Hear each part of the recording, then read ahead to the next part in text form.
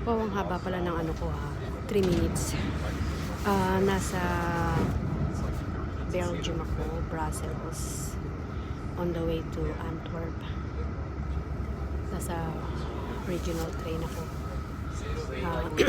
Hindi ko na-charge yung phone ko. So, I only have 11%. And I still have to use this, to use the GPS from the train station to my hotel. Try ko lang. So, this is my second time sa Belgium. I was here, hindi ko na matandaan, so many years ago. And this time, ang trip ko ano lang, short trip. Kasi I'm going to help Albert sa kanyang trabaho. So, yeah. So, I think in 10 minutes, we will arrive Antwerp, Belgium.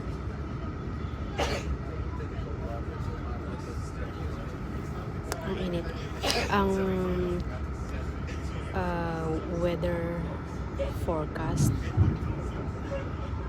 at the moment is 0 degrees. Ano ba yan? Para kung lasing magsalita. Bahala kayo dyan. Kaloka. Anyways. Ang init. Dito sa loob mainit. Pero sa labas, 0 degrees. Yan. So, umalis ako kanina sa Milan alas 6 Gs. Ang lapag ko dito 18:10. Sorry. 19:30. Alas 7:30 ng gabi.